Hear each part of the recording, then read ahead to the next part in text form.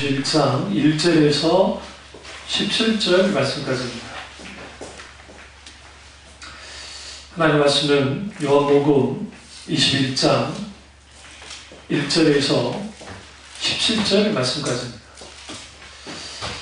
말씀이 너무 길기 때문에 우리가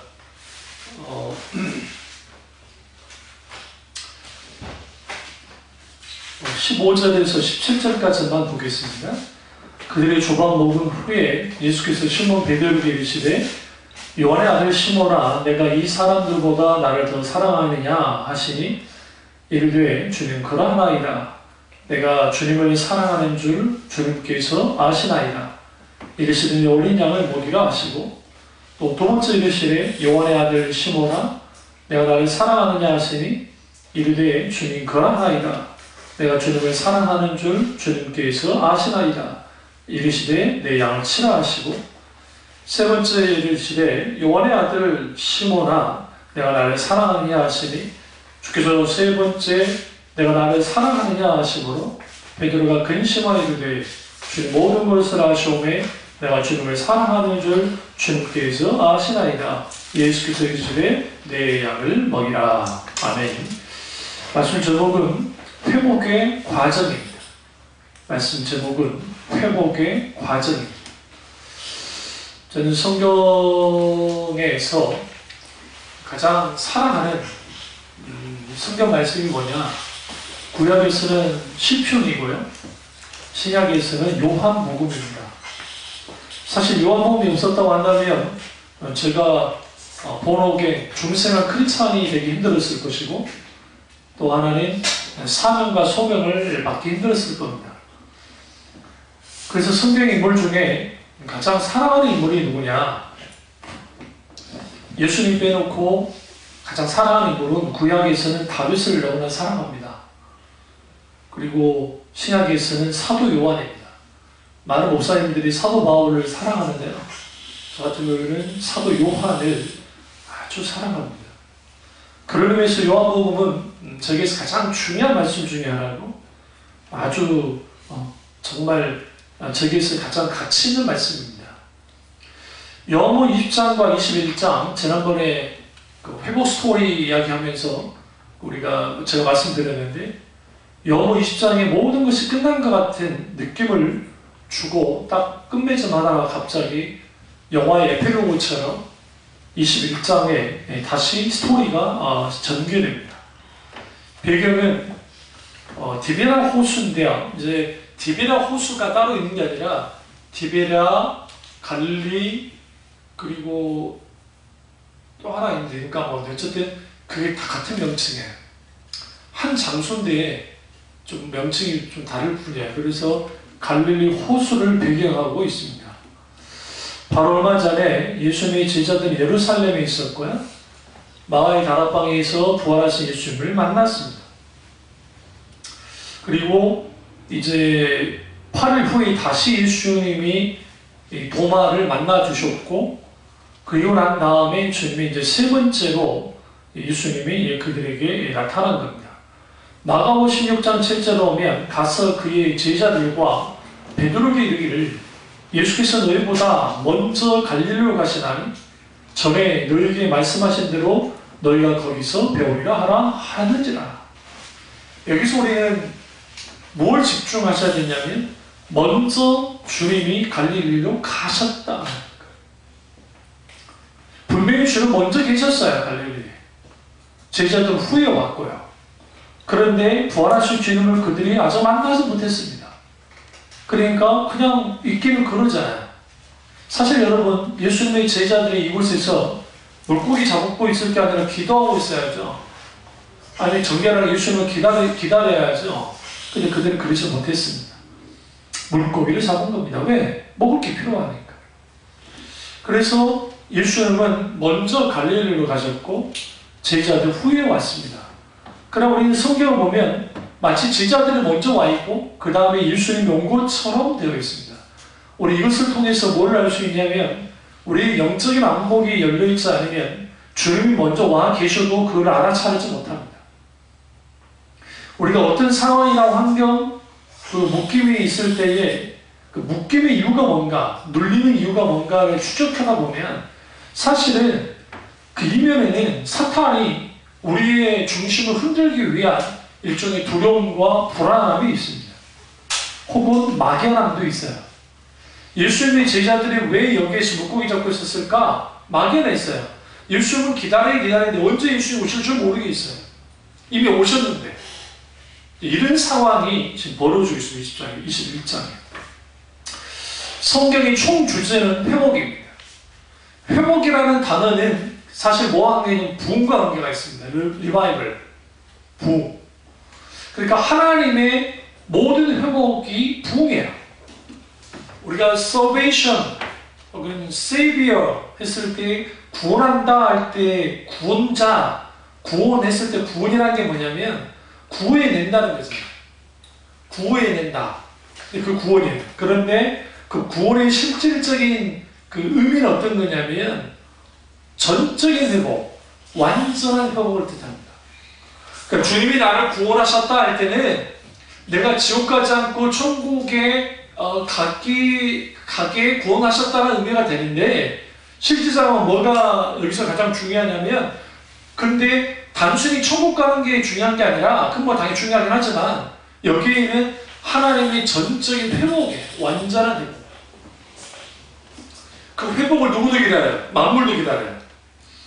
로마서에 보시면 만물이 회복되기를 예수님이 재림하시기를 만물도 고대하고 기다린다는 때 뭘? 회복을 기다린다. 그런 의미에서 창세기부터 계시록까지 모든 총 주제는 하나님의 완전한 회복입니다. 그러니까 우리 인간을 십자가 옆방에 돌아가신 것은 우리를 완전히 회복시키기 위함이에요.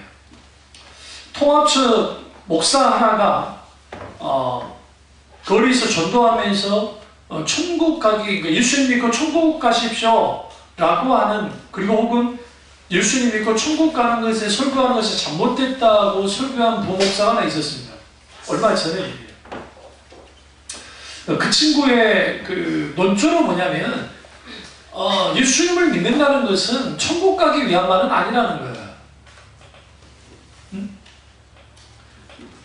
그러니까 좀 우리가 마치 다 종교도 자기들이 원하는 내세로 가기 위해서 믿는데 그런 식의 기독교가 아니라는 식으로 막 이제 설교를 했어요.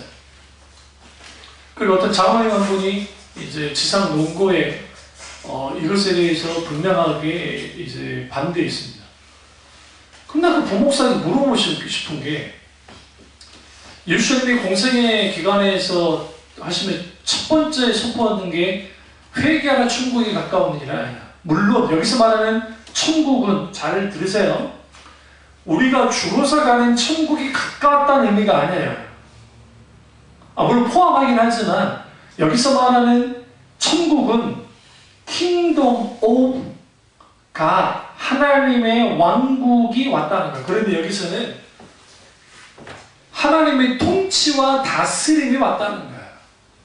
회개하라 천국에 가까웠느니라 할 때는 우리가 물리적으로 영적인 차원에서 가는 혹은 이게 영적으로 뛰어넘는 죽어서 가는 천국이 왔다는 단순한 의미가 아니라 하나님의 통치와 다스림이 이 땅에 임했다는 거예요. 하나님 나라를 어떻게 해야 되냐면, 천국을 어떻게 해야 되냐면 이 땅에서 하나님의 천국이 임할 때는 아직 영토적으로 실질적으로 임하지 않았잖아요. 왜? 우리 죽어야 하나님의 천국을 가니까 실질적인 천국을 가기 때문에. 그래서 예수님이 말씀했던 그 천국은 어떤 의미냐면 하나님의 통치와 다스림이 왔다는 거예요. 그래서 둘씩 짝을 지어 그 70제자를 보냈을 때에 그때 그들에게 건둥이를 주님이 주셨잖아요. 그래서 주님이 뭐라고 해요? 하나님의 나라가 너에게 임했느니라 라고 주님 말씀하셨어요. 그들에게 귀신을 쫓아나와 병든 자를 고치니까. 그럼 거기서 하나님 나라가 임했다는 것은 하나님의 통치와 다스리심이 실제로 임했다. 그리고 복음을 전했을 때에 막 사람들이 죽게 돌아오잖아요. 그러니까 주님 뭐라, 너의 이름이 생명록에 기록된 것을 하나님께 감사하라. 이게 이제 죽어서 가는 천국이다 말씀하시는 거예요. 다시 말하면 하나님의 통치와 다스림으로서의 천국과 실제로 우리가 죽어서 하는 천국은 같긴 해요. 연결은 되어 있지만, 그러나 이 땅에서 임하는 천국이라는 것은 하나님의 통치와 다스림이 있는 그 자체가 천국이에요. 그래서 난데 already라는 영어 단어가 있는데, 하나님의 나라가 이미 왔어요. 예수를 통해서. 이미 왔어요? 그냥 난데 아직 이루어지진 않았어요. 완전히 완성되진 않았다고요. 새하늘과 새 땅에 임해야 완전한 천국이 임하기 때문에. 그러니까 우리는 어디 사이에 있냐면 already, 그러니까 아직 주님, 그러니까 예수님 이미 하나님 나라가 왔고 아직 완전히 임하지 않는 그 중간에 살고 있어요. 예수님 시대부터 모든 시대의 사람들이. 그러니까 그 안에서는 천국을 어떻게 그러면 천국을 어떻게 우리가 누리면서 하냐면, 하나님의 나라는 말에 있지 않고 능력이 아니라 나오면서 authority, 하나님의 권능이 있다. 합법적인 권능, 헬라어는 엑소시아라고 하는데, 하나님의 권능이 나타나는 거죠. 하나님의 다스림과 하나님의 통치와 하나님의 역사가 있는 곳이 하나님 나라가 있는 거예요. 하나님 나라는 말이 있잖아요. 능력이 있지. 하나님의 권능이 있지. 하나님의 나라는 여기저기 있는 것이 아니라 너희 마음에 있느니라 주님 말씀하셨잖아요. 제가 이 말씀 드린 이유가 뭐냐면, 천국이라는 개념을 우리는 어떻게 이해하냐면, 인간의 기본적인 우리의 지성과 모든 것을 해도 이 천국이 뭔지를 몰라요. 그러니까 엄밀히 따지면 사도 바울과 사도 요한이 천국을 다 보고 왔는데, 사도 요한이 표현했던 황금길을 걷고 12보석이 있고 12진주문이 있고 하는 그런 표현들은 사도 요한이 그 당시 이해할 수 있는, 그러니까 가장 이 세상에서 가장 아름답고 최고의 것을 보여주는 거예요, 주님이. 천국은 그 이상의 것이지만 그 이상의 것을 보여주면 이걸 설명할 수가 없으니까 보여주는 뿐이에요. 그러나 그것을 성경으로 기록하고 나왔을 때는 그 자체가 그림에 묘목이 있을까 없을까요? 그 천국을 그대로 담지는 못해요. 묘목은 없다 할지라도. 그런 의미에서, 그럼 하나님 나라는 여기저기 있는 네 마음이니 할 때, 너희 마음이니 할 때, 너가 누구예요 도대체? 바리새인이에요. 바리새인이 예수님을 공격하러 왔을 때 예수님이 막 표적 보여봐라, 천국 보여봐라 하니까, 하나님 나라는, 천국은 여기저기 있는 너희 마음이 있느니라. 그럼 너희 마음에 있다는 표현이 뭐냐고 도대체? 아니, 그 바리새인들의 마음에 천국이 있는 겁니까? 그 말이 아니에요. 모든 천족에게 말하는 겁니다. 하나님의 통치와 다스림이 우리 속에 실제로 있지 못하면 하나님 나라는 없어요. 예수님 믿고 천국 가십시오가 틀렸다고 말하는 그 부목사의 논조는 이거예요. 기독교는 그 정도 수준 아니라는 거야. 적어도 윤리 도덕적으로도 뛰어나고 그러는 거 아닌가? 그는 이미 시대의 착오적인 거다. 그러니까 그런 거 하지 말아라. 이 친구가 카르마르크나 신종통주의, 소위 말하는 자유주의 신앙의 영향을 받아서 그러겠지만 성경이 그렇게 말하지 않는다고요. 주 예수를 믿어라. 그러면 너와 내 집이 구원을 얻으려 할 때 그 구원을 얻는 게 뭐예요? 하나님의 나라를, 천국을 뭐로 얻는 거예요? 유업을 얻는 거예요. 그걸 포함하는 거란 말이에요. 그러니까 한국교회가 회복이 안 돼요. 여러분이나 저나 왜 영적으로 회복되지 않느냐? 하나님의 나라의 통치가 우리 속에 없거든. 그러니까 두려워할 필요가 없어요. 우리 속에는 수많은 문제와 역경이 닥쳤을 때에 우리 두려워할 이유가 없는 것은 하나님의 나라가 우리 가운데 있잖아요. 한국교회의 신학적인 설교가 사라져버리니까 그 부목사라는 친구가 마치 자기는 그게 그 시대의 가장 괜찮은 메시지라고 생각할지 모르지만 성경 이상 높일 수도 없고 성경부터 벗어날 수도 없고 결코 우리는 성경 안에서 모든 것이 이루어져야 돼요.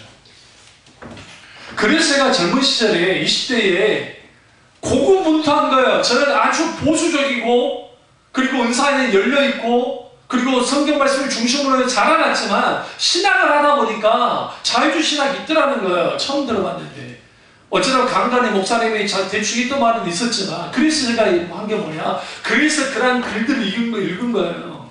읽다가 흔들렸어요. 붕 떠버렸어요. 그 어마어마한 성령의 기름 부음과 인격자 하나님을 만나는, 그러나 그 과정은 내게 너무너무 중요했어요. 왜 중요했냐면, 제가 그 과정이 없었다고 한다면 지금의 안성호 목사는 아주 꼴통 보수적인 목사가 되었을 겁니다.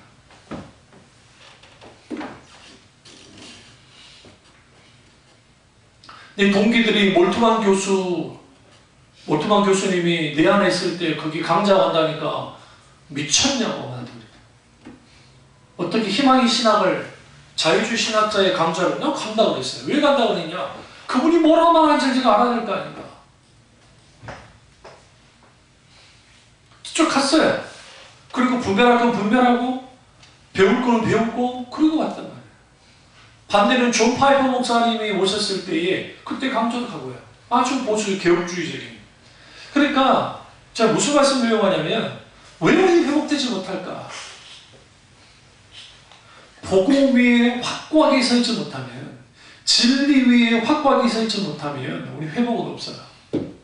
그래서 종교개혁자들이 1500년 동안 카톨릭에 의해서 왜곡되어 버리고 다 망가져 버린 그 세상을 돌린 거예요. 그래서 뭐 한 거예요? 종교 개혁을 한 거잖아요. 개혁을 한 거예요. 그런데 우리는 개혁이라는 의미는 어떻게 이해하냐면, 헝거를 허물어버리고 새 것을 만든다는 생각이 그게 아니에요. 그게 아니라 종교개혁자들이 이제는 초대교회로의 회복을, 회기를 꿈을 꿨는데, 그래서 말씀으로 돌아가자. 초대교회로 돌아가는 거예요. 그게 종교개혁이에요. 우리가 회복하려면 하나님의 말씀으로 돌아가야 돼요. 우리가 회복하려면 기본으로 돌아가야 돼요. 예수님이 왜 예수님의 제자들을 갈릴리로 가게 했을까요? 갈릴리가 예수님 사역의 첫 지역이에요.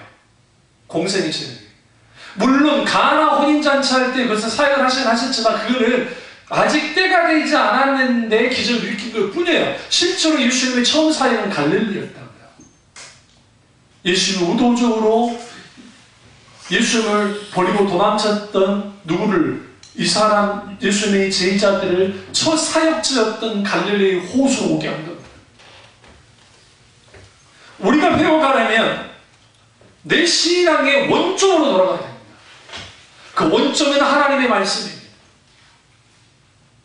성령입니다.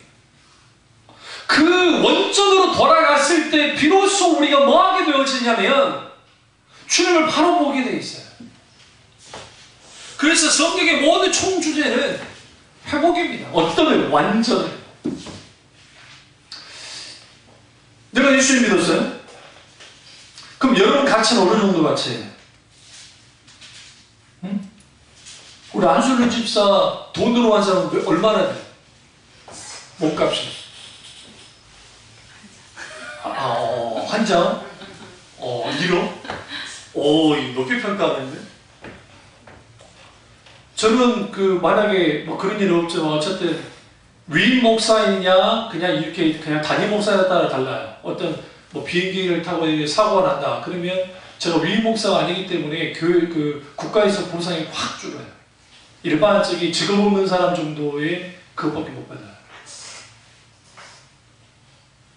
그래서 위임 목사님이 되면 그때는 상황이 좀 달라져요. 그게 법으로 그래요, 법으로. 그러면 안수호 목사의 몸값과 손흥민의 몸값은 어느 정도야? 그 친구 주급이 몇 억씩인데, 한 주에 경기 한번 뛰는데 뭐 3억인가 뭐 2억인가 그러잖아요. 그 여러분 CF 있잖아요. 손흥민이 그 CF 남아서 찍는 거 그거 대단한 거 아니에요, 그 친구한테는. 왜냐하면 자기가 주급으로 뛰는 것보다 훨씬 적은 돈이에요. 그래도 CF 찍잖아요. 기부도 하고. 세상에는 사람마다 가치를 매겨요. 응? 여러분 거지같이 하고 시장 가가지고 가게 가보세요. 거지같이 대해줍니다. 말끔하게 차려입고 가잖아요. 그러면 그 사람들의 태도가 좀 달라요. 왜냐하면 자기들만의 가치를 말해요. 그러니까 소위 말하는 명품이라는 것이 왜 이렇게 불티나게 날릴까? 뭐 저기 에르메스, 뭐 저기 샤넬, 버버리, 뭐 기타 등등 여러 가지 뭐 그 프라다 이런 게 많이 팔리잖아요. 왜 그럴 거라고 생각하세요? 좀 이상하지 않으세요? 그 재료값이 뭐 대단할 거라 생각하십니까? 재료 좀 좋은 거 쓰긴 하겠죠. 그러나 그 정도 가치 있을까요? 2천만 원짜리 가죽이 말이 됩니까? 공룡 가죽이면 그냥 이해를 하겠어요. 네? 멸종한 공룡 가죽을 어디서 얻어가지고 있어요. 근데 왜 사람들이 2천만 원짜리 그런 것들을 사냐고요? 그게 자기들한테 뭐가 되기 때문에 가치 부여를 해요. 나는 이렇게 돈 많은 사람이야. 나는 이렇게 가치 있는 사람이야. 근데 여러분, 하나님은 우리를 외모로 취하지 않기 때문에 각 사람의 가치를 어떻게 평가하느냐? 믿음의 가치야. 믿음의 가치.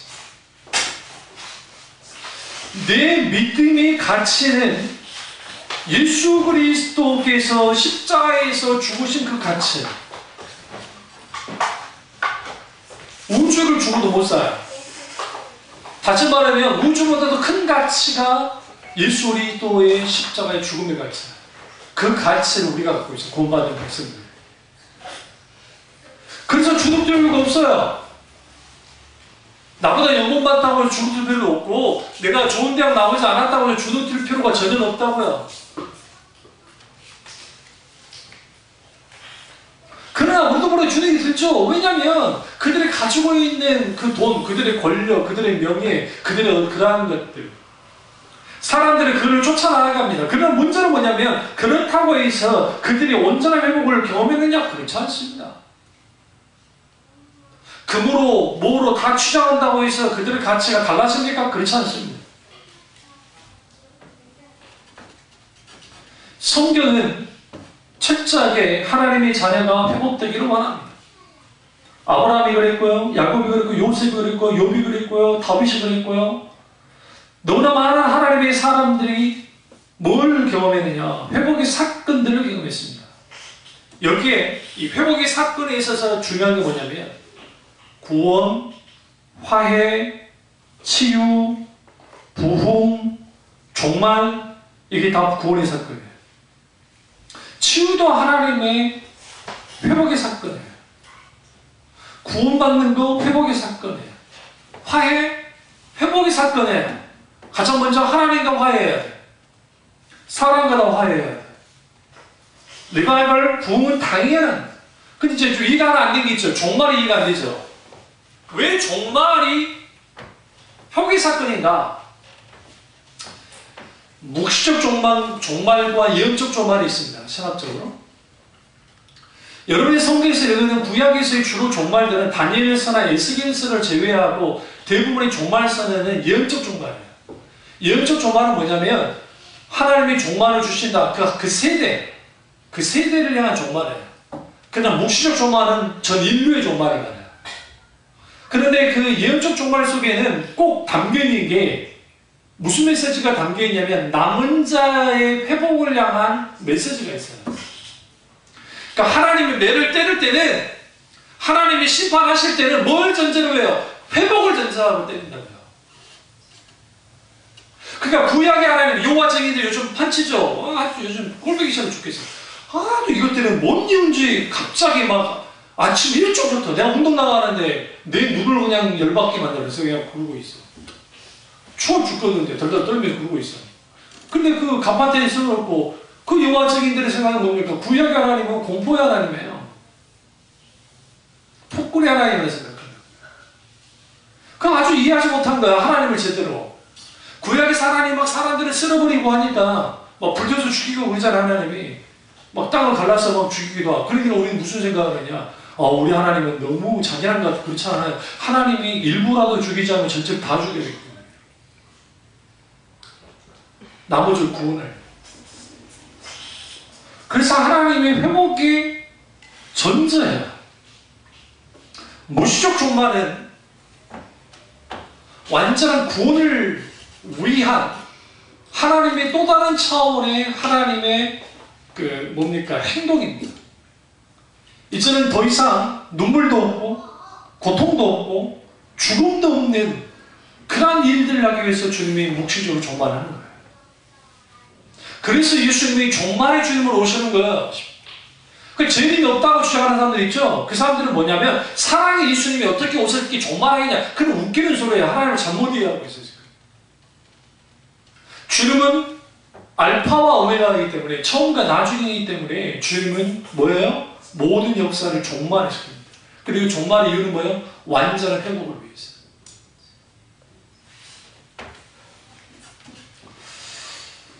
구원은 죄의 용서의 회복입니다. 예수님이 또 십자가 지심의 은혜로 우리가 죄로부터 회복되어져서 구원에 이릅니다. 화해는 관계의 회복입니다. 하나님과의 회복이고 사람 관계에서의 회복입니다. 크리스찬들 중에 어떤 사람들이 많아야 되냐면 중간에 끼어서 화해자가 많아야 돼요. 말쟁이가 많은 게 아니라.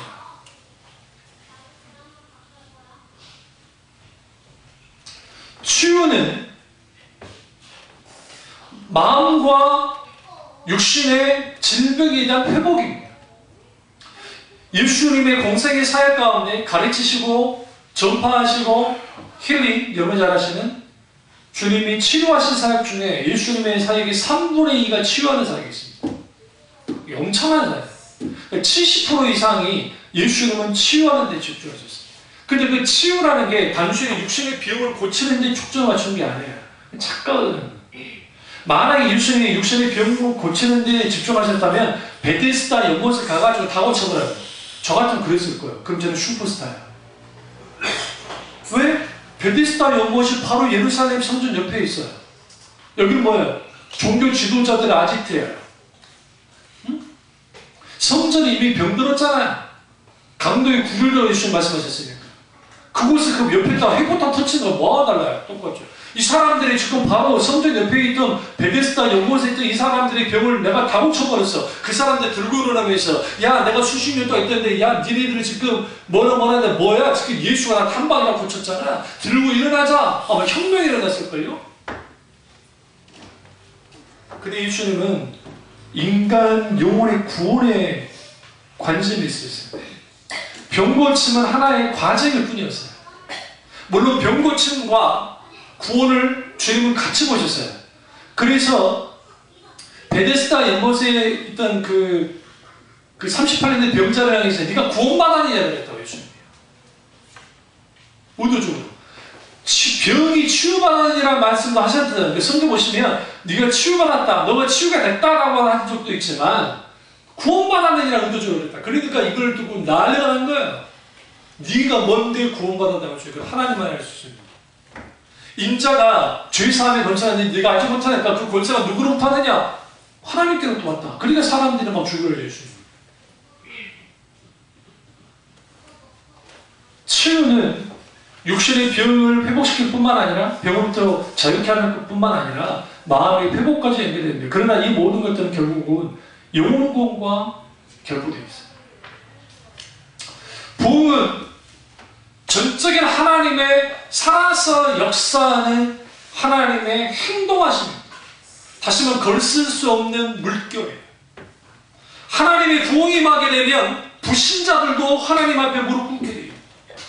전하는 에드워드 목사님의 기록들을 보시면, 그리고 웰슬리 목사님의 기록을 보면 하나님의 부흥이 강력하게 임하니까 그렇게 교회를 핍박하고 교회를 대적했던 사람들이 깨져가지고 돌아와요. 심지어 교회 안에서 집회를 하고 있는데 그냥 그냥 지나가다가 거기서 막 쓰러져 버려요, 사람들이. 밖에서. 그냥 관심도 없고 그냥 그런다고 하고 딱 지나가는데 왜 그러느냐? 압도하는 성령의 강력한 무제한적인 임재가 너무 강하게 가니까 그들이 기어서 교회 안에 들어왔다고요. 무슨 일인가? 하루는 조나단 에드워드 목사님을 공격하기 위해서 뉴욕타임즈 기자가 하도 거기서 막 병고침도 일어나고 한다고 하니까 이거는 사기꾼이다. 종교적인 히스테리, 광기든 아니면 어떤 조작한 것이다 생각하고 몰래 잠입해서 취재를 했다고요. 그래서 이제 취재를 하는데 이 사람이 고질적인 그 허리 디스크로 고생을 했어요. 그런 이제 취재하면서 사람들이 막 기도하고 막 이렇게 하니까, 원래 조나단 에드워 목사님은 그거 전혀 상관없는 거, 그거 싫어하시는 거예요. 웨슬리 목사님도 막 방말 때 그 싫어했는데도 성령이 강하게 역사하니까 어쩔 수 없게 되는데, 그 웨슬리 목사님 옥스퍼드 대학을 나왔고, 조나단 에드워드 목사님은 예일대 교수였잖아요. 그러니까 설교도 어떻게 하셨냐면, 제가 늘 말씀드리지만 원고 이렇게 읽기만 하셨어요. 눈이 나빠가지고 그냥 이렇게 하고 계속 읽으셨다고. 읽고 있는데 사람들이 막 강력한 성령의 기름 속에서 막 회개하고 돌이키는 일이 많이 일어났거든요. 그날따라 그날도 똑같아요. 뭐 이제 어떤 성령의 감동 가운데 어떤 병이 고침받았으니까 갑자기 앞에서 디스크보 한 분 중에 하나님이 치유한 것 같습니다. 근데 이 사람이 있다가 갑자기 허리가 시원이 됩니다. 그 사람 예비 들어온 거 아니에요? 뭐 하러 왔어요? 그거 하려고. 가짜인 걸 드러내기로. 갑자기 쉬었는데, 그 다음부터 아프지 않게 해요. 그래서 병원에 갔어요, 급하게. 병원에 갔더니 병원에서 하는 말이, 이렇게, 이거는 그 병증이 너무 이상하다고. 나은 것 같다, 나았다. 그 다음부터 재발하지 않았어요. 그 사람 그런 차이 됐어요. 무슨 말이냐? 하나님의 부흥이 필요해요. 조나단 에드워드 목사님이나 그리고 웨슬리 목사님 그 시대의 부흥은 전 세계적인 부흥이 임하는데, 이반 오초도 마찬가지고, 이거는 하나님이 전 세계적으로 일으켜야 돼요. 그러나 개인의 부흥과 가정의 부흥은, 교회적인 부흥도 마찬가지지만 특별히 개인의 부흥과 가정의 부흥은 항상 일어날 수 있어요. 오늘 우리 지체들 가운데 개인의 부흥이 일어나지 않는 사람들이 있어요. 여러분의 아픔의 일들이 무조건 부정적으로 볼 것만은 아니에요. 예전에 그 말이 있어요. 우리 가정에 하도 어릴 때 그러니까 우리 전도사님이 했던 말이 있어요. 저 형한테, 나한테 하는 거. 이 집안에서 목회자가 나오려고 하니까 하나님이 다경험하게 하는 거예요. 힘내라, 힘내라. 실제로 다른 목사님들하고 이야기하다 보면요, 지금 익산에서 목회하는 제 동교 목사님 같은 경우는 어렸을 때 고등학교 때 뇌수술을 미국 가서 하셨어요. 여러분 생사를 가르는, 그러니까 하나님의 그런 스토리가 있어요. 지금 제 친한 선배 목사님도 마찬가지지. 그 양반도 심각한 과거 젊은 시절에 굉장히 큰 병이 걸린 적이 있습니다. 하나님이 놀랍게 치유하셨어요.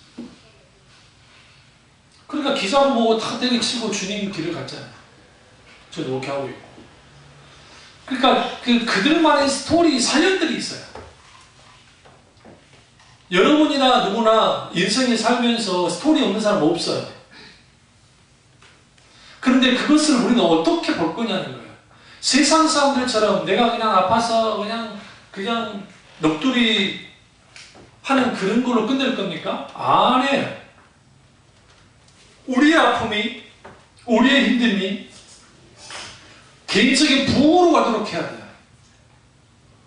오늘 예수님의 제자였던 이 예수님의 제자들은 지금 예수님을 배신했다고 하는 아픔을 갖고 있습니다. 미안함을 갖고 있습니다. 그렇지 않을까요? 자기들이 3년 반 동안 예수님을 따라다녔는데, 한 놈은 예수님 팔아먹고 자살해 죽어버리고, 한 놈은 3번 부인하고, 사도 요한은 쫄래쫄래 몰래 다가가긴 했지만 십자가에서 못 박힌 주님을 향해서 뭐 하나도 하지 못했어요. 패배해버리고 끝장나버린 그 신념들 속에 하나님의 부흥이 필요 있어요. 그냥 하나님의 부흥은 어떤 자에게 일어나냐? 부흥은 메타노이아, 회개하는 자 속에 일어납니다. 지금 우리는 회개하는 자리로 나와야 돼. 그동안 내 신앙에 느슨했던 것들을, 이것들을 하나하나씩 뭐 해야 돼요? 다듬어야 돼요. 이 기타 마찬가지. 기타가 얼마나 재밌냐면요, 여름 때 기타 튜닝이 다르고, 겨울 때 튜닝이 다르고, 가을 때 튜닝이 달라요. 장마철에 튜닝이 다르고요. 그리고 또 바짝 저기 엄청나게 추울 때 있죠. 그 10몇 도 막 여기 떨어질 때 있잖아요. 그 기타줄이 완전히 팍팍해져요. 여름에는 이게 느슨해져요. 그러니까 기타줄을 더 잡아당겨요. 이걸 조율이라고 그러잖아요.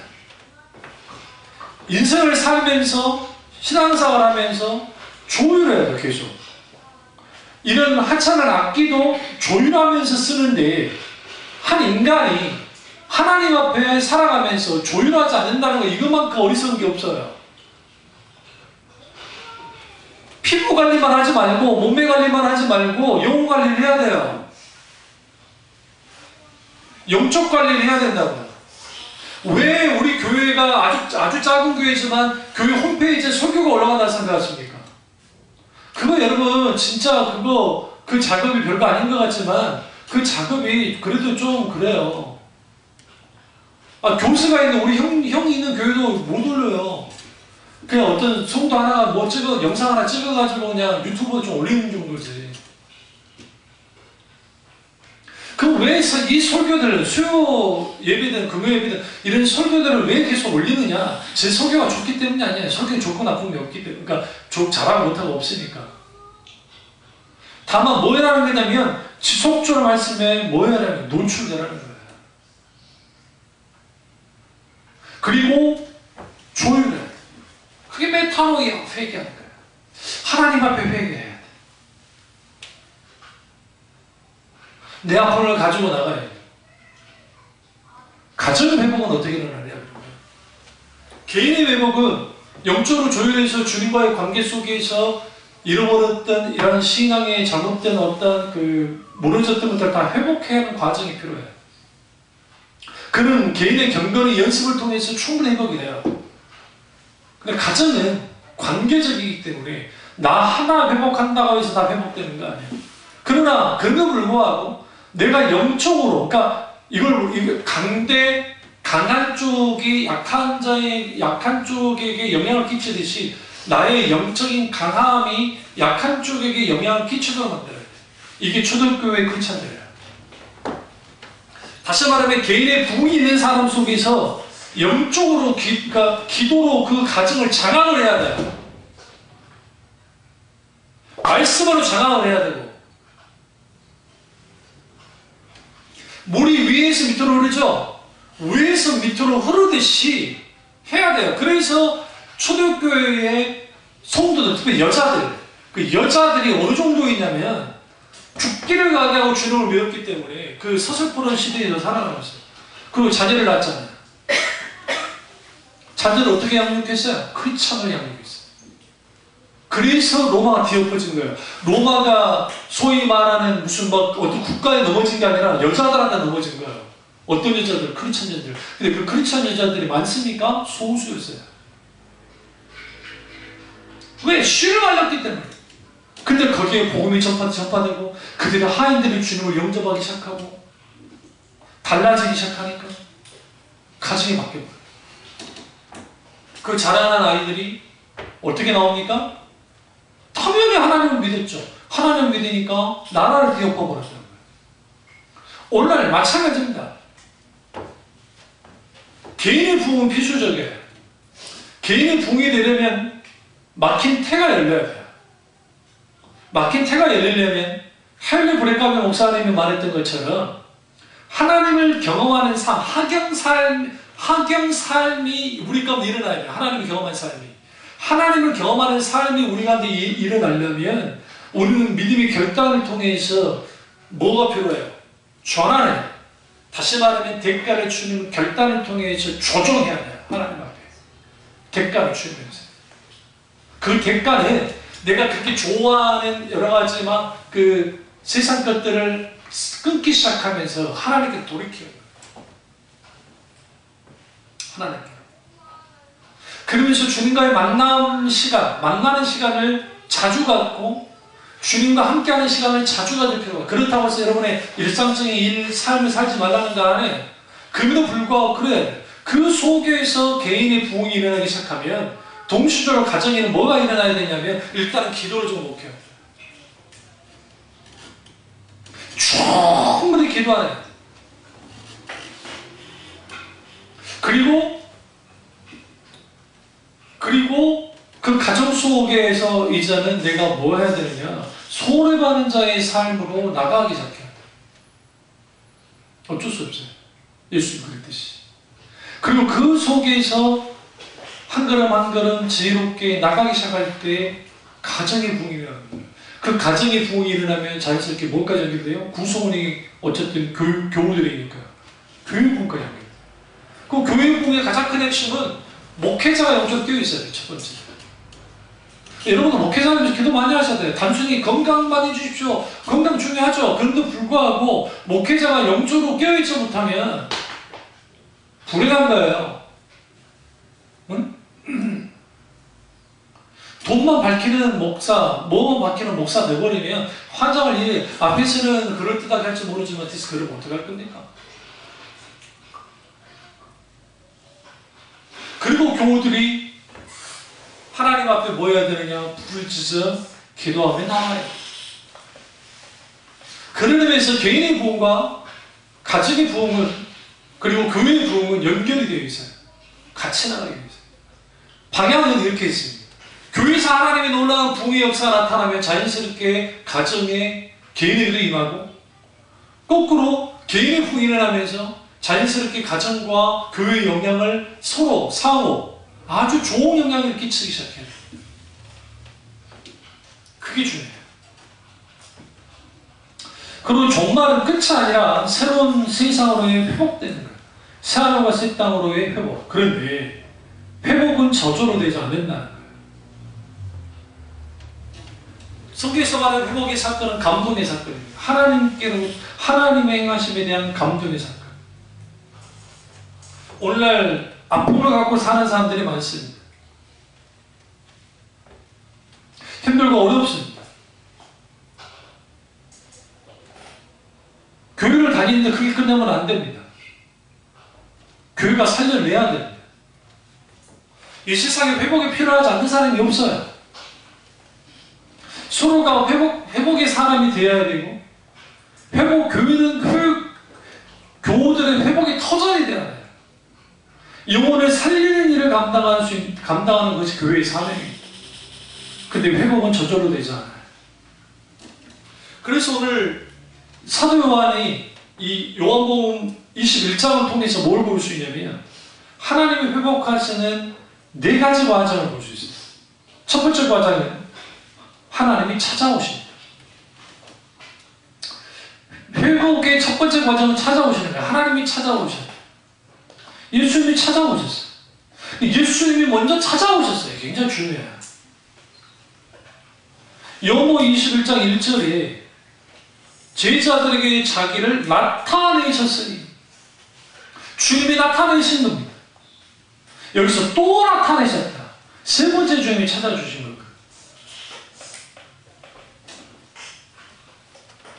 근데 예수님이 두 번째 나타날 때 그들에게 뭐라고 했어요? 너는 복음을 전파하는 자가 돼야 된다고 말씀하셨어요. 그런데 그들은 복음을 전파하는 자가 되지 못했어요. 왜냐하면 회복되지 않았으니까. 그러니까 예수님을 버리고 도망치는 실패자 그 모습 그대로 있었어요. 회복이 없으니까. 배신자, 피해자, 아니죠. 피의자죠, 그들이. 근데 예수님이 찾아오셨어요. 먼저 찾아오셨어요.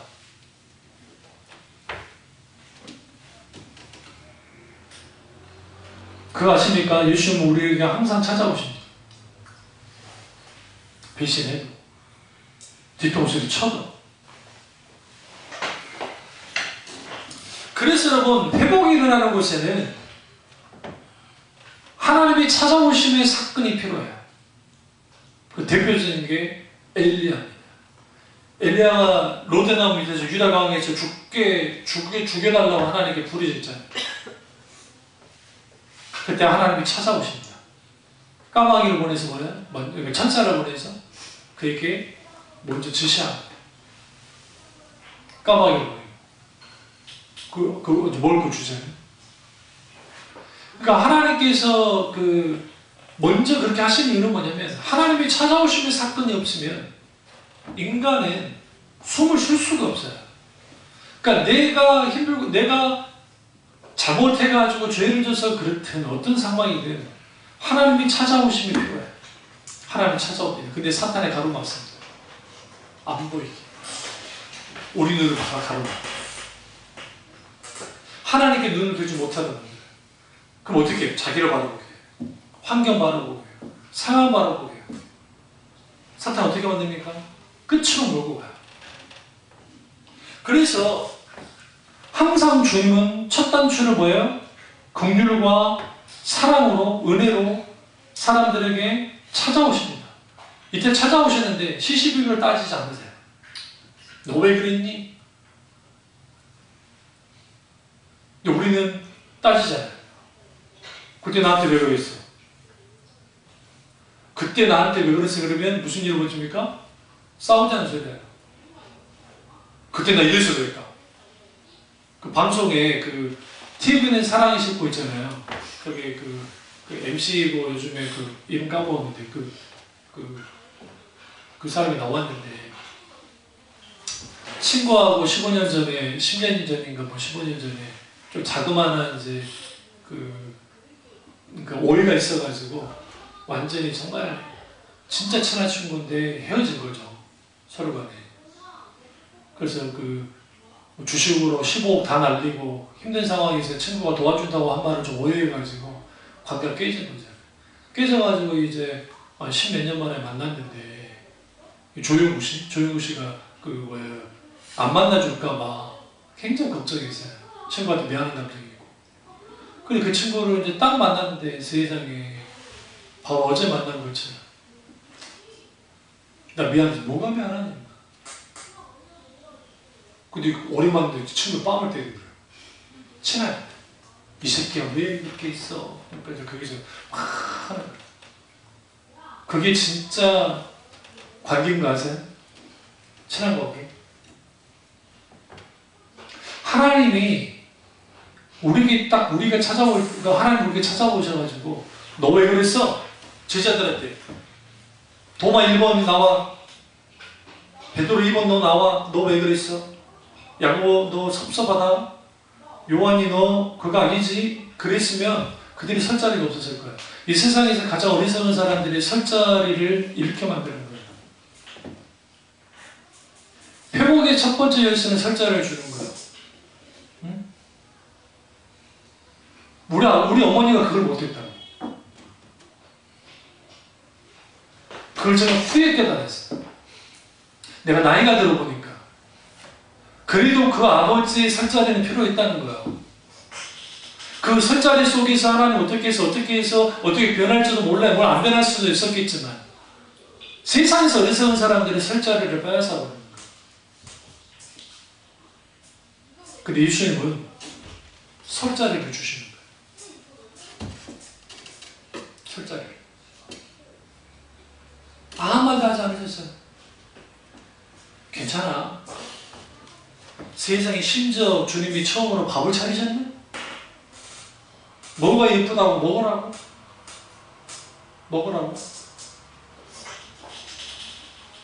그러면서 그 설자리를 주심을 통해서 예수님이 왜 찾아왔느냐? 그들이 설자리를 주려고. 그들이 서야 될 자리는 갈릴리 해변이었고 그 갈릴리 해변은 예수님과 처음 그들이 사역했던 곳입니다. 이제는 다시 시작하자는 거예요. 무너졌니? 끝났니? 이제는 우리는 회복해야 돼. 그러니까 내가 왔잖아. 근데 난 너에게 시시비비 가리지 않아. 그렇다고 해서 이것도 주고 저것도 주고 그거 아니에요. 그들이 충분히 알기 때문에 그래요. 자꾸는 그들이 얼마만큼 큰 일을 저지르는지를 주님이 너무 잘 알고 계시기 때문에 회복의 첫 단추를 주님이 찾아오심으로 끼웠습니다. 두 번째는 말을 거십니다. 4절과 5절에 예수께서 5절 오시면 애들아 너에게 고기가 있느냐 대답하되 없나이다. 여기서 애들아가 뭐라고 그랬죠? 애들아 헬라어로 파이디온이라 했잖아요. 뜻이 우리 흔히 연임하는 아이들한테 그 부를 때 쓰는 단어입니다. 애들이 애야. 근데 예수님의 제자들 중에 사도 요한 빼놓고 예수님보다 나이가 어린 사람이 없잖아요. 사도 요한은 아주 젊었기 때문에. 그럼 왜 애들이냐? 제가 말씀드렸잖아요. 그들이 예수님을 버리고 도망쳤죠. 완전 애들이었어요. 그들은 애 같은 존재들이에요. 아직 회복도 안 됐죠. 그러니까 애들아, 그리고 물고기 잡는 그것도 애들이 할 짓이에요. 지금 물고기 잡을 때가 아니에요. 그렇지 않나요? 정말 우리 어느 입장에 봤을 때 우리 자식들이 뭐 할 때 정말 이거 가당 자는 것도 볼 때 있잖아요. 우 올라오죠.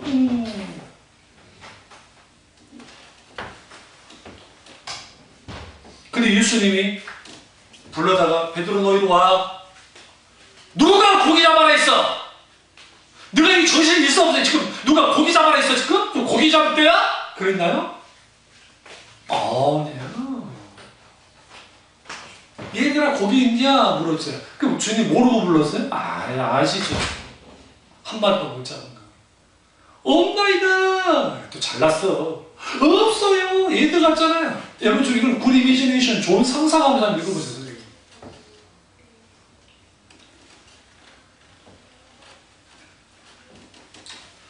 침묵은 금이라는 말이 있는데 관계 회복에 있어서 가장 큰 독이 침묵이야. 이런 사람들 있어요. 크게 다투지 않기 위해서 내가 말 안 한다. 그것도 한다리고. 그게 미친 짓이야. 그게 보이지 않는 또 하나의 폭력이에요. 응? 그러니까 무슨 말이냐면 어느 정도까지는 자기 감정 소진을 위해서 침묵을 할 수는 있다고 생각해요. 침묵의 금이라고 하는 것은 뭐냐면 함부로 말을 하지 않고 어떤 사람 관계든 어떤 관계 속에서 말을 절제하면서 하는 건 그건 금이지만 관계에서는 그러니까 하나님 앞에서도 마찬가지예요. 관계 가운데서는 침묵은 독이 돼요. 극한 분노가 났을 때는 침묵해야 돼요. 그때는. 그럼 금이 돼요. 그러나 관계 회복으로 가기 위해서는 반드시 뭐가 필요하느냐? 말 걸기가 필요해요. 예수님 말을 걸잖아요. 왜요? 대화해야 돼요. 촉점이 필요해요. 그러니까 이 회복의 이 단계에서 침묵을 독이 되고 반드시 소통해야 됩니다. 그런데 어떻게 소통합니까? 왜 그랬어? 그러면 안 된다니까. 일상 대화하는 거죠. 예수님 뭐라 합니까? 물고기 있니? 애들아 물고기 있니? 쉬운 대라고 돼 있어요. 이들이 영적인 어린아이 상태였기 때문에. 이때 예수님의 아버지 된 모습으로 보여주십니다. 그래서 여러분 우리가 찾아갔으면 말을 걸어야 됩니다. 그런데 왜 말을 안 듣게 되느냐? 두 가지 때문에. 하나는 받은 상처가 커서, 두 번째는 자존심 때문에. 얘 벨도 없니? 막 그러잖아. 그런 말 하잖아. 넌 벨도 없냐?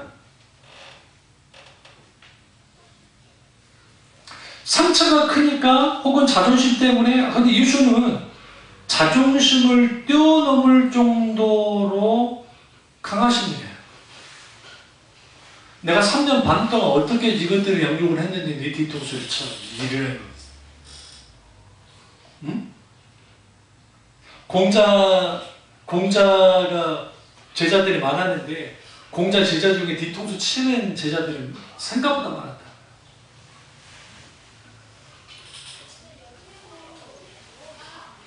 그리고 권력을 주어서 그렇게 경계했는데도 권력을 지으면서 권력을 휘두르고 결국은 공자의 우려대로 한 방 가버리는. 그러니까 공자가 굉장히 가슴 아파하는 글들이 남아있어요. 그것 때문에. 그리지 않는 제자도 있긴 있어요. 마지막 끝까지 남아서 선생님 하는. 그런데 예수님은 다 되셨어요.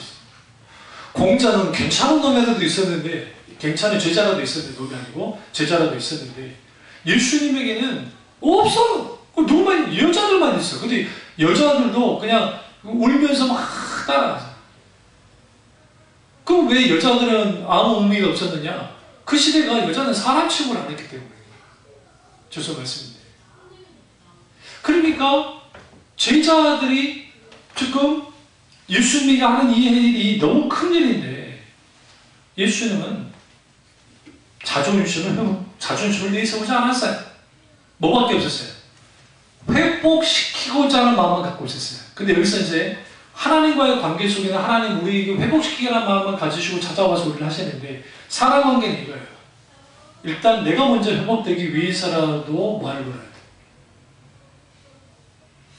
그리고 상대방도 마찬가지 회복으로 나아갈 수 있도록 해야 하기 때문이에요.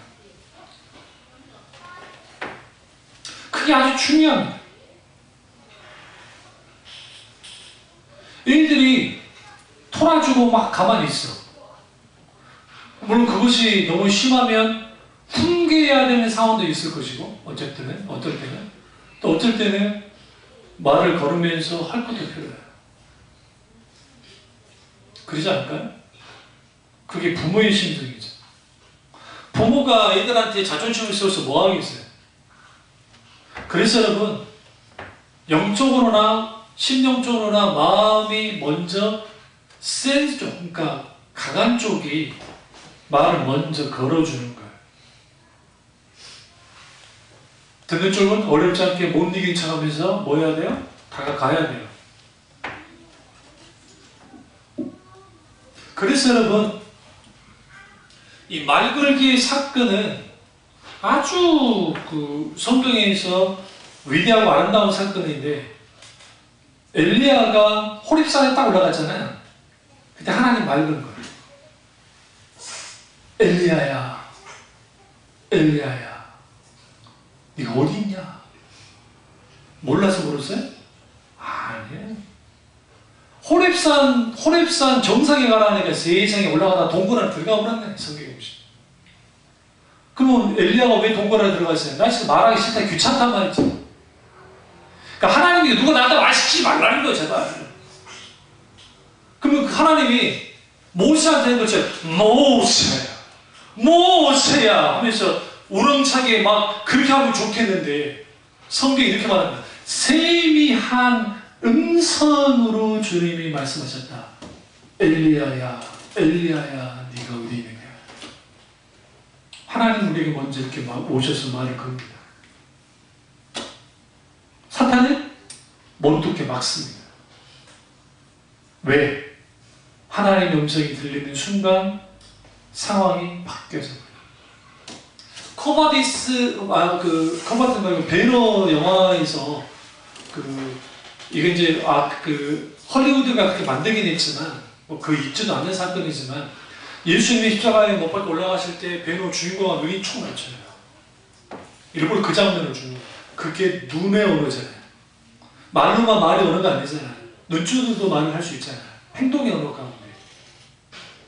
거기에 이미 배너에 뭘 갖고 있냐면 배너가 완전히 변화될 것에 대해서 지금 그 당시 배너가 지금 어떤 상태예요? 지금 친구한테 배신을 당해가지고 복수하려고 하는 그 적개심이 가득 찬 때 아닙니까? 나 죽여 없애버려요, 저놈을. 가만두지 않겠어. 그래 스스로 그런 마가가 없어지긴 하지만 그놈이.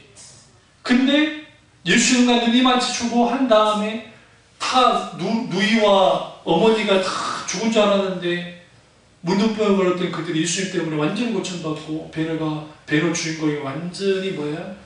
회복이 되어버립니다. 마지막 스토리가 회복을 한다. 근데 왜 그럴 수밖에 없냐? 배너를 썼던 작가가 기독교를 아주 싫어하고 기독교는 이 땅에 사라져야 된다고 하는 사람이었는데 그 사람이 기독교를 공격하기 위해서 성경을 읽다가 완전히 깨져버린 거예요. 그래서 배너라는 소설을 쓴 거예요. 그게 회복 스토리야.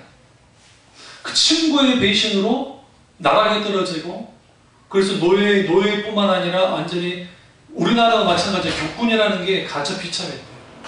제가 난중일기를 읽는데 격군하다가 도망친 사람들이 굉장히 많았대요. 이순신 장군이 이렇게 하면 안 되니까 어쩔 수 없이 눈물 머금고 잡아다가 죽였다.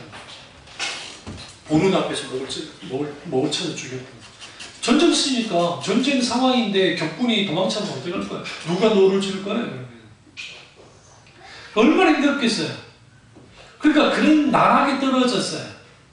분노가 가득했어요. 복수를 꿈꿔요. 스토리가 복수를 그러니까 배너의 전체적인 스토리는 복수 아닙니까? 복수를 꿈꾸는 사람이 하루아침에 전락을 했다가 로마 장군을 살려서 이제는 이락 스타가 되고 그리고 원형 경기장에서 막 달리는 그게 스타가 됐지만 실질적으로 하고자 하는 내용은 뭐냐면 마지막 예수님을 만나서 그가 완전히 회복되고 있는 거예요. 용서하고 회복되고 있어요. 주님 우리 눈을 마주치면서 말할 것입니다. 우리 말 걸어야 돼요. 아담과 하와가 선악과 따먹었을 때 그리고 숨었을 때 예수님이 여지없이 찾아오셔서 하나님이 여지없이 찾아오셔서 말 보셨죠? 아담아 아담아 네가 어디 있느냐. 이게 굉장히 중요해요. 하나님은 우리에게 오셔서 말을 먼저 거십니다. 그래서 신앙생활 가장 중요한 게 하나님 음성을 듣는 거예요. 기도하시면서 하나님 음성을 자주 들어야 돼. 여기서 계시받아라 말이 안 해.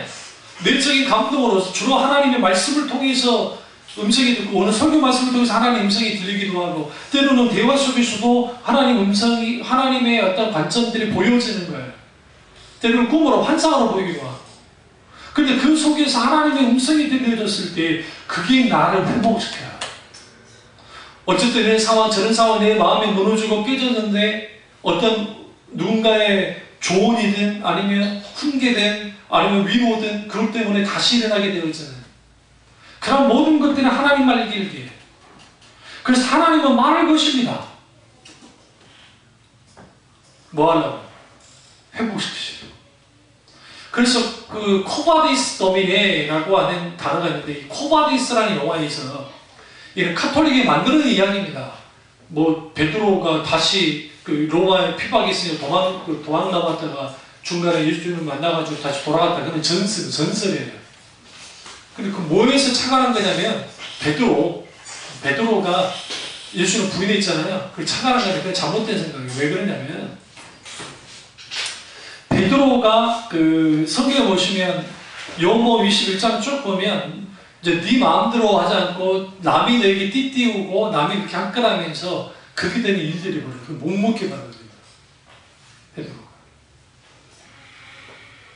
그럼 카톨릭이 왜 그렇게 만나요? 그래야 좀 더 뭐예요?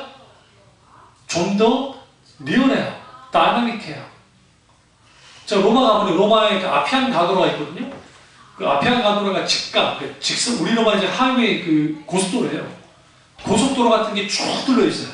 그러니까 그냥 지나가면 별게 아니에요. 그냥 일반 길로만 보이는데 실제로. 근데 이제 쭉 가다 보면 위에 그 수로도 막 보이고 막 그런 게 있는데 거기에 쭉 있는데 거기에 베드로가 그 길 가면서 만난 거예요. 직가에서 예수님은 그 로마로 들어가고 있고 베드로는 로마에서 도망쳐 나오고 있고 길에서 만나서 돌아왔다. 아니, 제가 그렇지 않다고. 근데 분명한 것은 뭐냐면 그때에도 그 전설이지만 베드로야 네가 어디 가냐? 라고 물었어요. 그러니까 왜 우리가 지금 회복되지 못하냐면 말을 걸을 때 그냥 걷는 게 아니고 하나님 우리에게 딱 와서 네가 어디 있냐고 위치를 묻잖아요. 너 어디 있니? 너 위치가 어디 있니? 엘리야야 네가 어디 있느냐? 아담아 네가 어디 있느냐? 이상하지 않으세요? 성경에 보면? 이상할 정도로 하나님은 오셔서 그렇게 물어요. 모르는 게 아니에요. 오늘 우리의 위치가 어디 있냐고요. 지금 내가 꽤 부셔지고 영적으로 뒤로 물러나고 내가 지금 말도 안 되는 영적 상태에 있습니까? 주님 물어요. 지금 너 지금 어느 상태에 있니? 너 지금 뭐 하고 있냐?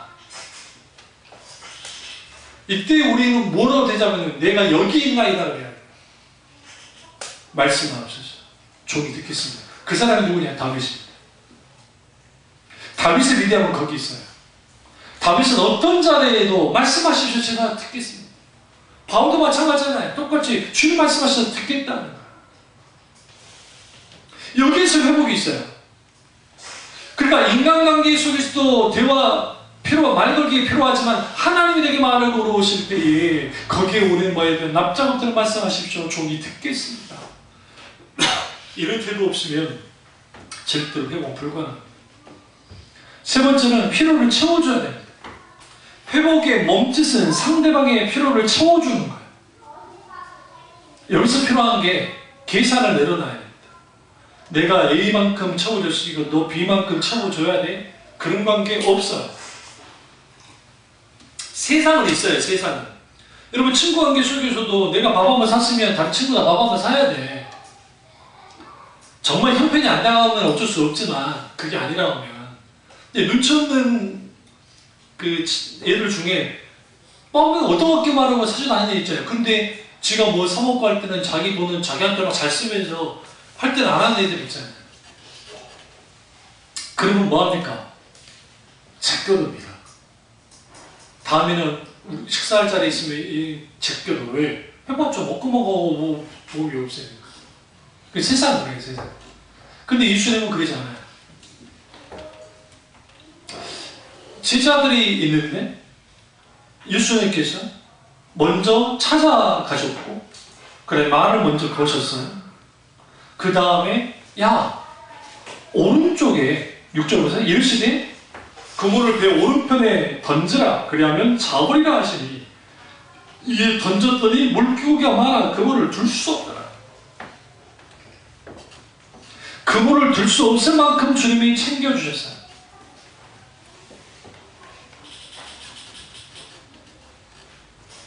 이거 얼마나 정말 아름다운 장면입니까?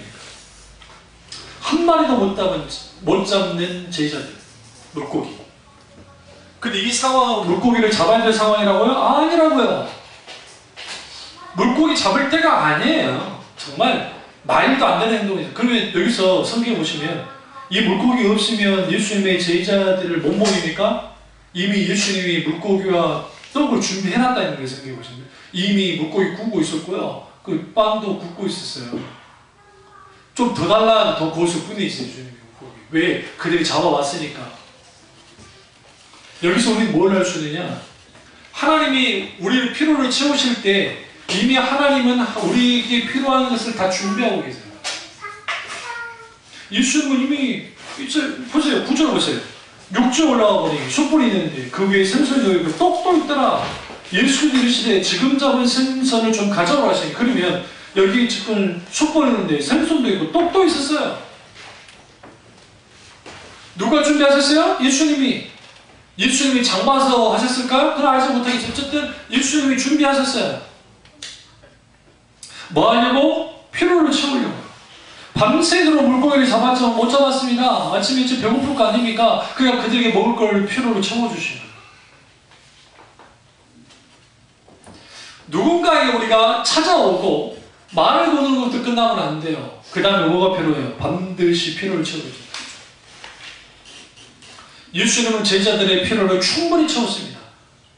물고기 수가 몇 마리? 154마리, 3마리, 154. 그 모나미죠, 모나미. 그 장모님이 하시는 건데, 그 모나미 볼펜을 만들 때 이분이 막 사업하면서 모나미 이게 안 됐어요. 그래서 기도를 쭉 하는데 갑자기 하나님 이 말씀을 주셔가지고 모나미 볼펜 153에 써있죠. 그게 다 이유가 그거예요. 그게. 근데 거기에 그물에 찢어지지 않았다가 중요해요. 11절 보시면. 주님의 필요를 채웠어요? 너무 물고기가 많아서 뭐 했어요? 배 위로 끌어올릴 수 없었다고 성경은 말해요? 근데 그물이 찢어지지 않았다고요. 그러니까 우리 하나님이 우리에게 우리의 필요를 채우시면 절대로 그물이 찢어지지 않아요. 이게 굉장히 중요합니다. 하나님이 채우시면. 그래서 회복에서 가장 중요한 것은 인간관계도 마찬가지고 모든 관계에 하나님의 관계에 하나님 우리에게 찾아 우리의 필요를 채우세요.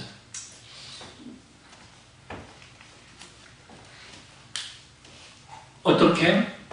많이 잡았어요. 근데 그 수가 153마리였습니다. 성경 기록상 예수님이 첫 번째 이자 마지막 차려준 식사 자리, 테펠로우십. 그리고 와서 먹어라. 제가 회복 스토리에서 말씀드렸죠? 근데 하필이면 예수님 와서 먹어라 했는데 누구도 예수님한테 말을 못 걸어. 저절로 일이 있어가지고 밥만 먹고 있어. 요즘 분들은 어쩌냐 오늘 우리가 처음 훈련소 갔을 때 밥 먹을 때 옆에 사람 말 거는 건 큰일 납니다. 밥만 먹어야 돼. 그러니까 무슨 소리밖에 안 나냐면 딱딱딱 긋는 소리밖에 안 나. 그리고 손 내리고 나도 모르게 그 대학 식당이나 그런 데서 밥 먹다 보면 나도 모르게 이 손 하나 이렇게 내리면서 먹고 있어요. 이게 요즘에는 이제 요즘 군인들은 안 그러더라고. 이렇게 하는데 우리 때는 이거 안 하면은 이게 뭐 해병대만 이거 한 게 아니라 육군도 비슷하게 그렇게 했어요. 막 이렇게 즉각까지는 아니지만 이게 내려요. 별걸 다 해요. 웃기지 않으죠? 이 손 내리고 이거 만져서 먹는 거나 이거 올려놓고 좀 먹는 거 뭐야? 근데 이러고 먹어요. 그 오래됐는데 나도 모르게 그 습관은 아닌데 나도 모르게 그럴 때 내가 활짝 놀랐더니 얼마나 어색한 식사 자리입니까? 근데 그 식사 자리에서 주님이 그들의 피로를 충분히 채워주셨어요.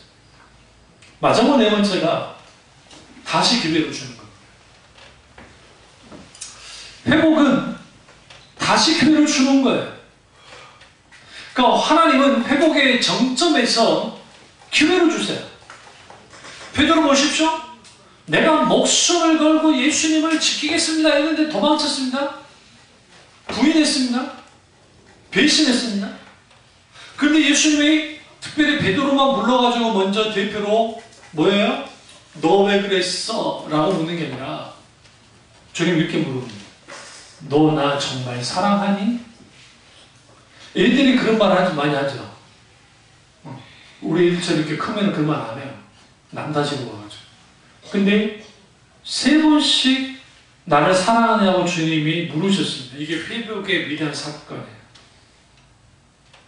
잘 들으세요. 기회를 주지 않으면, 기회를 주지 않고 내치면 회복이 일어날 수가 없습니다. 그래서 여러분, 성경에 세컨 찬스를 얻고 정말 위대한 일을 한 사람이 있는데 그 사람이 삼손이에요. 삼손. 성경에 보시면 만약에 삼손은 델라이에서 머리 딱 했죠. 그로 끝난 거예요. 나시리는. 삼손, 나시리는 구별된 자인데, 나시리한 뜻이 구별된 자인데 일단 술 먹으면 안 돼. 독주를 마시면 안 되고, 또 하나는 죽은 자를 가까이 안 돼. 그래서 그 부모님이 돌아가셨다 할지라도 시신을 만지면 안 돼요. 근데 사자 죽었다고 사자 만졌죠. 그 다음에 독주, 늘퍼 자수셨어요. 그분이. 그리고 이방 여자랑 또 뭐 했어요? 블레셋 여자랑 또 했죠. 그러니까 이게 하지 말아야 짓 다 했어요. 마지막 하나 안 한 게 뭐냐면 머리에 삭도, 머리카락을 자르지 않는 일만 안 했다가 데릴라가 옆에서 확 꼬시니까 넘어간 거예요. 그걸로 삼손은 끝난 거예요. 굉장히 중요합니다. 끝나버린 거죠. 그 블레셋 사람들 보니까 이거 이제 힘도 못 써. 그러니까 눈을 빼버립니다. 두 눈을 빼버리고 그리고 연자방아를 이제 돌리는 거라는데 우리나라 연자방아 있습니다. 그 소를 통해서 하잖아요. 소로 이렇게 쭉 도는 건데 원래 이게 소가 돌리는 거예요. 근데 삼손에게 사람이 그 돌리는 거예요. 쭉 돌리는. 그리고 세월이 지납니다. 세월이 지나고 성경이 이렇게 표현합니다. 삼손의 머리카락이 자랐다. 오해하시면 안 돼요? 머리카락이 자랐으니까 우리 이렇게 생각해요. 삼손의 힘에 거르는 머리카락이 너무 웃기는 소리예요. 성경 자세히 보세요. 머리카락에서 힘이 나온 게 아니라 주의 성령이, 그러니까 머리카락을 자를 때 주의 성령이 삼손으로부터 떠났다고 성경이 말합니다. 성령을 통해서 힘이 나타난 거예요. 그러면 머리카락 뭐냐? 나 신임의 교류 중에 가장 마지막 남은 게 머리카락이에요. 그러니까 머리카락을 자르는 순간 성령이 떠나셔 버렸어요. 이제는 사사로서 성경에 보시면 사사 중에 이렇게 무능한 사사가 없어요. 지금 몇 도라고 끝나버렸다고. 그래서 블레셋의 다음 신전에서 연자마가 돌고 있다가 머리카락을 자랐는데 힘은 돌아오지 않았어요. 이를 통해서는 뭘 알 수 있어요? 머리카락에 의해서 삼손이 힘을 쓴 게 아니라는 거예요. 이건 헐리우드가 만들어낸 거지. 성령이 떠나셨기 때문에. 그래서 성경이 이렇게 말합니다. 그가 하나님께 부르짖습니다. 이게 중요해요. 아무에게나 하나님의 기회가 주어지지 않습니다. 명심하십시오. 부르짖는 자에게 주어져요. 부르짖는 자에게. 이렇게 말합니다. 하나님, 제발 부탁 저에게 마지막 그 힘을 내게 주십시오. 그러면서 그가 뭐합니까? 여기 있는 지금 하나님을 모욕하고 이스라엘을 짓밟는 이들과 함께 제가 뭐하기 원한다? 쓸어버리기를 원한다. 죽기를 갈구하고 기도한 거예요. 마침 다군 신전 축일이 돼가지고 삼손을 데려다가 이제 모욕 주기 위해서 막 재롱을 부리는 거예요. 그런데 삼손이 큰 기둥, 두 기둥, 중추되는 기둥 위에 딱 섰습니다. 그때 하나님이 어떻게 해요? 삼손에게 세컨 찬스, 두 번째 기회를 주셨어요. 성경 말하면 그가 힘껏 밀었대. 그러자 무너져 버렸다. 삼손도 같이 죽었어요. 그의 사역은 그걸로 종결이 된 거예요. 자기 희생을 통해서, 자기 죽음을 통해서 하나님의 뜻을 이루는 거예요. 근데 그 사사기 기자가 이렇게 씁니다. 삼손이 살아서 대적을 죽인 자보다, 블레셋 사람을 죽인 자보다 그가 죽어서 죽인 자가 더 많더라. 그래서 지금도 이스라엘 사람들은 대부분 사람들이 희극보다는 비극을 더 좋아하잖아요. 안 그러나요? 로미오와 줄리엣이 왜 그리 떠요? 아니 그것도 비극이니까. 나이도 우리한테는 웃기는 거지만, 응? 젊은 청춘들한테는 가슴 아리는 거 아니에요? 베로나 지역이 이탈리아를 중심으로 셰익스피어가 쓴 건데, 그 베로나가 원래 배경이 거긴 하지만 전혀 상관없는 곳이에요. 로미오와 줄리엣하고. 근데 다 만들어 놨잖아요. 사람들이 거기서 사진 찍고 막 그래요. 예쁘게, 진짜 예쁘게 해놔가지고. 왜? 돈 벌려고. 그런데 삼손이 하나님의 기회를 받고 그 기회를 가지고 뭐합니까? 놀랍게 대적을 물리쳤던 것처럼 아무에게나 주님의 기회가 주어지지 않습니다. 회개하고 돌이키고 부르짖는 자에게 하나님이 어떻게 해요? 기회를 줘요. 그게 오늘 베드로입니다. 성경에는 베드로의 회개가 나오지 않아요. 예수님 부인하고 밖에 나가서 뭐 울었다고 하니까 우리 그걸 회개라고 이해하는 분들도 있는데 저는 그렇게 생각지 않습니다. 그런 인간적인 후회 가운데 막 한 거예요. 근데 그가 적어도 그 상황 속에서 회개하고 돌이킨 거예요. 그러니까 주님이 하십니다. 바이바 시몬 내가 사랑하느냐? 내가 주님 사랑합니다. 근심에 따져 세 번째 물을 때 근심하여 내가 주님을 사랑하는 줄 주께서 하십니다. 내 양을 치라. 우리 하나님 왜 이렇게 멋있을까요? 모실 수밖에 없죠. 우리 하나님 이렇게 두 번째 기회를 주시는 분이기 때문에. 관계 속에서도 마찬가지입니다. 우리는 기회를 줘야 됩니다. 또 나도 기회를 받아야 됩니다. 우리에게도 기회가 필요합니다.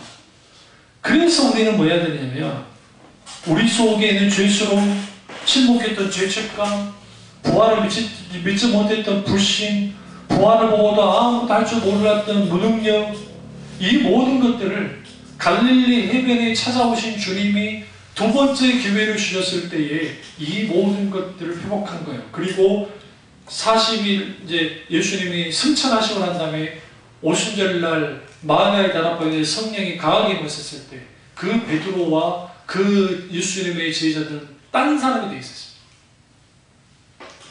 그걸 만들게 된 배경이 어디 있어요? 갈릴리 사건이에요. 오늘 이 사건. 주님의 이 회복의 사건.